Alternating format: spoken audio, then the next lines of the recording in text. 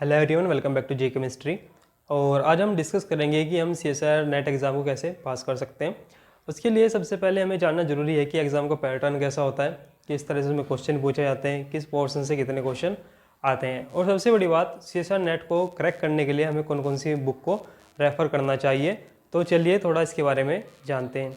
तो जैसा आप जानते हैं कि लास्ट एग्ज़ाम कंप्यूटर बेस हो गया है, अब ये ऑफलाइन नहीं होता, अब ये ऑनलाइन होता है। तो चलिए जानते हैं इसके बारे में थोड़ा। देखिए, पैटर्न ऑफ एग्जामिनेशन देखें तो इसके अंदर 3 पार्ट होते हैं, part A, part B and part C. तो जो आपका पार्ट ए होता है उसके अंदर रीजनिंग और एप्टीट्यूड पूछा जाता है, और जो आपका पार्ट बी होता है उसके अंदर केमिस्ट्री पूछी जाती है, और पार्ट सी में भी केमिस्ट्री ही पूछी जाती है। अगर हम बात करें टोटल क्वेश्चन रीजनिंग में और एप्टीट्यूड में कितने पूछे जाते हैं, तो टोटल क्वेश्चन होते हैं 20, जिसमें से हमें क्वेश्चन अटैम्प्ट करने होते हैं 15। अगर केमिस्ट्री के पार्ट बी की बात करें तो इसके अंदर जो टोटल क्वेश्चन होते हैं 40, और इसमें से जो अटैम्प्ट करने रहते हैं वो होते हैं 35। अगर हम पार्ट सी की बात करें तो जो टोटल क्वेश्चन होते हैं 60, और इसमें से हमें क्वेश्चन 25 अटैम्प्ट करने होते हैं। अगर हम मार्क्स डिस्ट्रीब्यूशन की बात करें तो जो आपके रीजनिंग और एप्टीट्यूड के क्वेश्चन होते हैं वो एक क्वेश्चन 2 मार्क्स का होता है, और जो टोटल मार्क्स होते हैं रीजनिंग और एप्टीट्यूड के वो 30 हो जाते हैं। अगर केमिस्ट्री की बात करें तो यहाँ पे पार्ट बी में 35 क्वेश्चन हमको अटैम्प्ट करने रहते हैं, और एक क्वेश्चन 2 मार्क्स का होता है, तो टोटल हो जाते हैं 70। अगर केमिस्ट्री के पार्ट सी की बात करें तो इसके अंदर हमें 25 क्वेश्चन अटैम्प्ट करने रहते हैं, और एक क्वेश्चन होता है 4 मार्क्स का, और टोटल हो जाते हैं हमारे 100। तो यहाँ से हम एक चीज़ देख सकते हैं कि जो हमारा पार्ट सी होता है वो एक मेजर पोर्शन होता है, उससे ही नेट क्रैक होता है, क्योंकि यहाँ पे एक क्वेश्चन 4 नंबर का होता है और ये टोटल 100 मार्क्स का होता है। तो अगर नेगेटिव मार्किंग की बात करें इसमें, तो जो 2 नंबर वाले क्वेश्चन होते हैं जैसे रीजनिंग और पार्ट बी में, जो नेगेटिव मार्किंग होती है वो 1/4 या फिर 0.5 की होती है। इसमें भी 0.5 होती है, लेकिन जो आपका पार्ट सी होता है, क्योंकि इसमें जो नेट के पेपर में नेगेटिव मार्किंग होती है वो 1/4 की होती है, इसलिए जो पार्ट सी में होती है वो नेगेटिव मार्किंग 1 नंबर की होती है। तो देखिए कट ऑफ कितने पे रहती है। कट ऑफ 2 तरह से होती है, आपकी पता है कि जो आपका नेट का एग्जाम होता है उसमें कट ऑफ 2 बनती है, एक LS की लेक्चरशिप की और एक बनती है JRF की। तो उनकी कट ऑफ की बात कर लेते हैं, हम जनरल कैटेगरी की बात करेंगे। तो जनरल कैटेगरी में जो कट ऑफ मार्क्स होते हैं वो 100 से 105 होते हैं LS के लिए, लेक्चरशिप के लिए, और JRF के लिए ये होते हैं 110 से 115 तक। तो ये कट ऑफ मार्क्स है हमारे, ये जनरल कैटेगरी के लिए है। अगर हमारे 100 से 105 तक आ रहे हैं तो हमारा LS श्योरली हो ही जाता है। अगर JRF की बात करें तो 100 से अगर आपके 115 तक आ रहे हैं तो आपका कंफर्म होता है कि आपका JRF हो जाता है।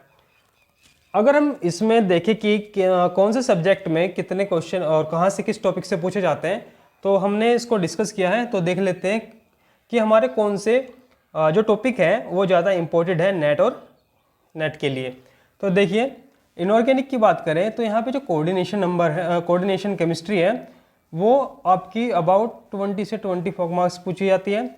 जबकि ऑर्गेनोमेटेलिक है वो आपकी 28 से 32 मार्क्स की पूछी जाती है। जो बायो इनऑर्गेनिक है वो आपकी 12 से 14 मार्क्स तक हर बार आते हैं, और जो आपका मेन ग्रुप है वो भी 12 से 14 मार्क्स तक आती है। जो स्पेक्ट्रोस्कोपी इनऑर्गेनिक वाली है, ये 16 से 20 मार्क्स तक आती है, और जो आपके एप ब्लॉक है ये 8 से 10 मार्क्स तक वेरी करता है। अगर हम बात करें इनऑर्गेनिक की बुक्स की, कौन सी बुक को हम फॉलो कर सकते हैं, तो जो जेम्स हुई की बुक है और जो एटकिन की बुक है वो बहुत ही अच्छी बुक है आपके इनऑर्गेनिक केमिस्ट्री के लिए। इनको आप क्या कर सकते हैं, फॉलो कर सकते हैं। अगर हम इनऑर्गेनिक केमिस्ट्री में बात करें तो देखिए जो कोऑर्डिनेशन है और जो ऑर्गेनोमेटेलिक है ये क्या है, मेजर पोर्शन है, और अबाउट 40 to 50 मार्क्स यहाँ से आता है। बायो इनऑर्गेनिक बहुत ईजी है और छोटा टॉपिक है, इसके लिए हमने इसको कम्प्लीटली डिस्कस भी किया है, और आप सारी वीडियो को जाकर मेरे चैनल पे देख सकते हैं। अगर इसके बाद हम बात करें ऑर्गेनिक की, तो इसमें रिएजेंट होते हैं वो आते हैं अबाउट 30 to 40 मार्क्स, और जो पेरिसाइक्लिक होती है या फिर फोटोकेमिस्ट्री है वो आती है आपकी 12 से 16 मार्क्स की। रिएक्शन मैकेनिज्म होता है 12 से 16 मार्क्स का। स्पेक्ट्रोस्कोपी आती है 8 से 12 मार्क्स की। अगर हम स्टीरियो केमिस्ट्री की बात करें वो 6 से 8 मार्क्स की आती है, और जो बायो ऑर्गेनिक होती है वो 8 से 10 मार्क्स की आती है। तो इसमें हम देख सकते हैं ऑर्गेनिक में जो आपको रिएजेंट होता है और पेरिसाइक्लिक है, ये क्या है, दोनों बहुत ही ज़्यादा इंपॉर्टेंट टॉपिक है, क्योंकि यहाँ से अबाउट 50 नंबर्स का पूछा जाता है। रिएक्शन मैकेनिज्म और स्पेक्ट्रोस्कोपी ये आपके 20 मार्क्स के लगभग पूछी जाती है, और स्टीरियो केमिस्ट्री 6 से 8 नंबर की आती है। अगर हम बात करें बुक की ऑर्गेनिक के लिए, तो यहाँ पे जो कैलेडन और कैरोथर की बुक होती है वो ऑर्गेनिक के लिए बहुत ही अच्छी है। आप इन बुक्स को फॉलो कर सकते हैं, कैलेडन और कैरोथर को। अब बात करते हैं फिजिकल की। तो देखिए फिजिकल में जो आपकी क्वांटम केमिस्ट्री होती है वो पूछी जाती है अबाउट 28 से 30 मार्क्स की। तो ये क्या है, बहुत ही ज़्यादा इंपॉर्टेंट पोर्शन है क्वांटम। अगर हम बात करें थर्मोडायनेमिक्स की, तो ये 14 से 16 मार्क्स का पूछा जाता है। केमिकल काइनेटिक आपका 12 से 16 मार्क्स का पूछा जाता है। अगर ग्रुप थ्योरी की बात करें तो ये 12 से 14 मार्क्स का पूछा जाता है, और सॉलिड स्टेट आपका 8 से 10 मार्क्स का। इलेक्ट्रो आपका आता है हर बार 12 से 14 मार्क्स, और सरफेस आपका 4 से 6 नंबर का ही आता है। और अगर स्पेक्ट्रोस्कोपी, ये स्पेक्ट्रोस्कोपी है हमारी फिजिकल वाली, तो ये आती है आपकी 8 से 12 मार्क्स की। और जो फिजिकल के लिए बुक है वो हम रेफर कर सकते हैं एटकिन की, सिल्वर एटकिन, और के.एल. कपूर की बुक क्या है, फिजिकल के लिए बहुत ही ज़्यादा अच्छी बुक है, तो आप इन बुक्स को रेफर कर सकते हैं। तो अगर हम टोटल देखें स्पेक्ट्रोस्कोपी, तो यहाँ पे जो स्पेक्ट्रोस्कोपी है वो लगभग 40 मार्क्स की स्पेक्ट्रोस्कोपी आती है, इनऑर्गेनिक, ऑर्गेनिक और फिजिकल को मिला के। तो स्पेक्ट्रोस्कोपी भी बहुत ही ज़्यादा इंपॉर्टेंट टॉपिक है। अगर हम इनऑर्गेनिक की बात करें तो यहाँ पे कोऑर्डिनेशन और ऑर्गेनोमेटेलिक केमिस्ट्री ज़्यादा इंपॉर्टेंट है। ये पोर्शन हमारा इनऑर्गेनिक केमिस्ट्री के अबाउट 50% को क्या कवर करता है।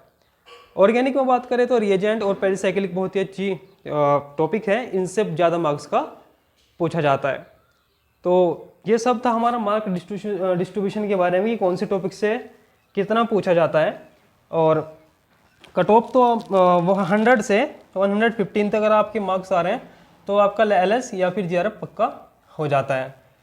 तो इसमें जो बात करेंगे अगर टाइमिंग की, तो मेरे अकॉर्डिंग सबसे पहले हमें पार्ट C को अटैम्प्ट करना चाहिए, क्योंकि यही एक मेजर पोर्शन होता है जो हमारा LS या फिर GRF को कंफर्म करता है। अगर आपका पार्ट C सही हो जाता है तब आपकी ज़्यादा चांस होते हैं कि आपका GRF और LS या फिर LS क्या हो जाए, क्लियर हो जाए। पार्ट B में एक क्वेश्चन 2 नंबर का आता है, और ये इतना डिसाइड नहीं करता जितना ये डिसाइड करता है। तो हमें जो ज़्यादा फोकस करना है वो करना है हमको किस पे, पार्ट C पे। पार्ट C सबसे पहले अटैम्प्ट करें, उसके बाद पार्ट B पे आइए। अगर आपकी केमिस्ट्री अच्छी है, अगर आपकी रीजनिंग एप्टीट्यूड अच्छा है, तो आप उसको भी सोल्व कर सकते हैं। तो ये सब था हमारे नेट GRF के बारे में कि इसको हम कैसे क्रैक कर सकते हैं। स्ट्रेटजी सबसे पहले, क्योंकि एग्जाम को क्रैक करने के लिए हमें पता होना चाहिए कि एग्जाम का पैटर्न क्या है, किस पोर्शन से ज़्यादा क्वेश्चन पूछे जाते हैं।